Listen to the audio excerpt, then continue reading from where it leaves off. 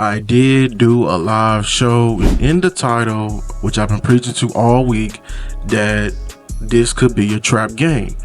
Now, the results of it don't even, this was far from a trap game. Man, we got embarrassed. Man, on the home opener. Just utter embarrassing. Let me just first start by saying, all you Cowboys fans who keep coming in and messaging me and talking about this is the offense and Dak fault, I'm ignoring you because you sound utterly stupid. You do. And you prove to me every day. I'm not going to talk unless we're going to really talk ball. If you want to play the narratives, take it, you know what I'm saying? Take your ass to ESPN or Fox. And you can play games with Stephen A&M. And I promise you'll get tired. Anyways, for all the people who want to actually talk ball, let's talk ball. This defense was utterly disgusting, despicable. This game was very reminiscent of the Packers. Okay, very reminiscent of the Packers. The only difference is, I think the offense is still hanged in there for the beginning of the game.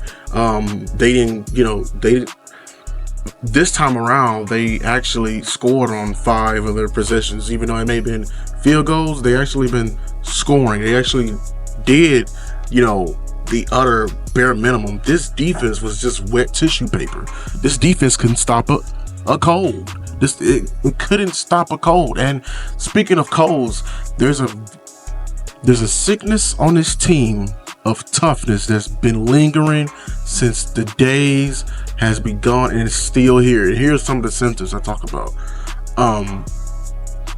Toughness when we get punched in the mouth, we don't respond. We're just starting out flat. Lack of preparation. Just taking certain games personal. Knowing that a game like this on a schedule happened last year. Having some accountability, some know-how, some leadership on the sidelines. What is going on through their minds on the sidelines? The run fits were terrible. The run fits, the DBs, cornerbacks, you coming up to tackle, you didn't set no type of physical edge in this game. All you did was catch, absorb, and etc. I mean, the edges were very weak. I like this game is just it was utterly shocking to me. I said it in the live. I wish they overanalyzed this film. I wish they did. I wish they were like, no, let's not see if the Panthers may not be this bad. I think the same. I wish they would have done that. I wish we. Man, I was thinking we solved this with the Zimmer hiring and him being fired up, him being accountable with this team, with the change at linebacker. We would never see something like this, but man, like seeing it was. I had PTSD watching this game. PTSD. The safeties. I said it. Man, I feel like you call me if you're crazy. I don't think Julius would have a problem coming up and being a force guy and filling in a gap.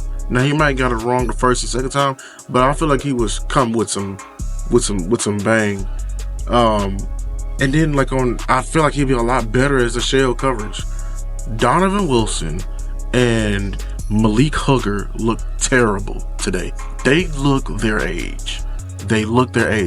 We said it from the beginning. We had them on a hot seat because the vocal point of this defense, of Mike Zimmer's defense, the main position group that have the most workload, the most vital workload is the safeties, because they give away what the coverages is, and we're rocking and rolling. All their responsibilities are interchangeable almost on every play, etc. Right?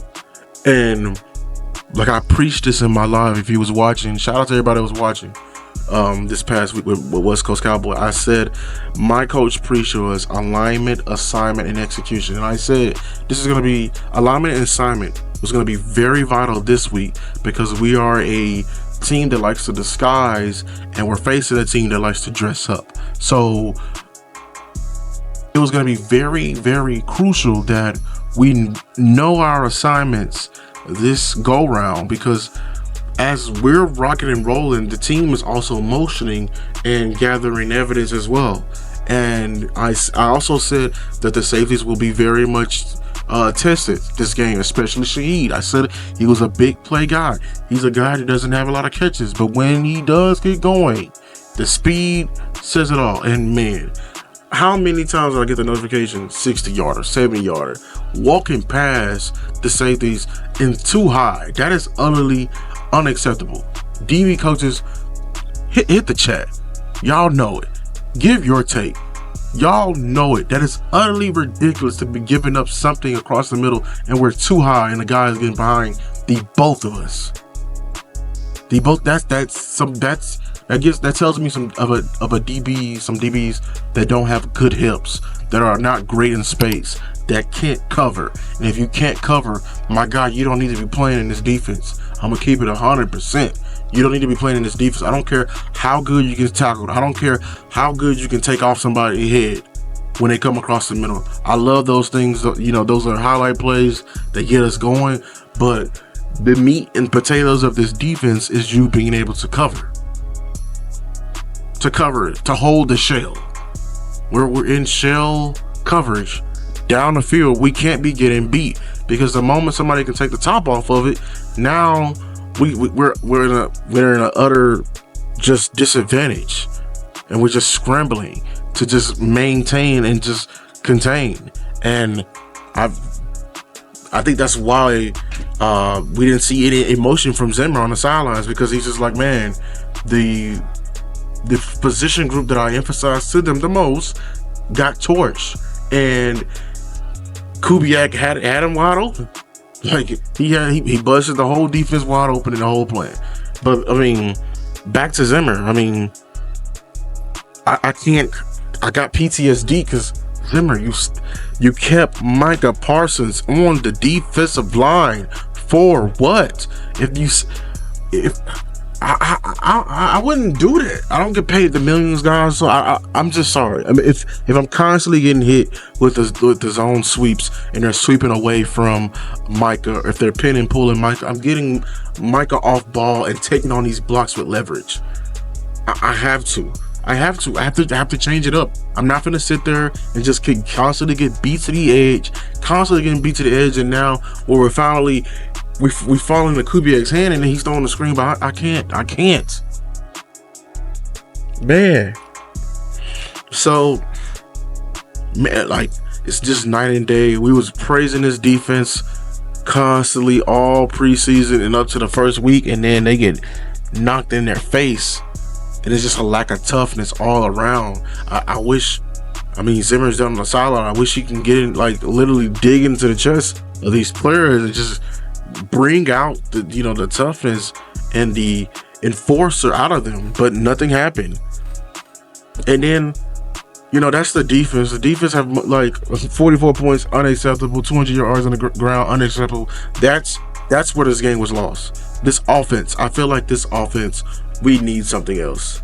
For anybody who's gonna get in here and talk about Dak's stats, talk about that fumble and that interception, please get out of my face. I'm not even a homer guy, a pro Dak. I'm just telling you, like, if you want me to really break it down for my full explanation, I'll give it to you. The first pick is not on. It's 100% not on Dak. The receiver fell on the route. That's why I'm over here in this video exclaiming that we need more wide receiver talent. Jalen Brooks fell on the route. You cannot fall on the route, especially at that point of the game. Your quarterback needs you to fight on the route.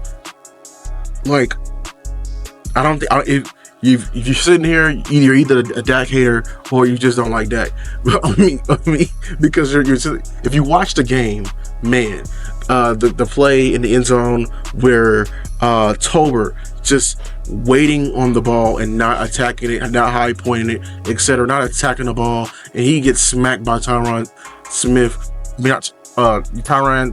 Matthew, not Tyrann Smith, excuse me, but he gets smacked on there. And I don't know if that was like a little wake up call, you know, to make him more passive or something like that. But little stuff like that. We need I need a guy.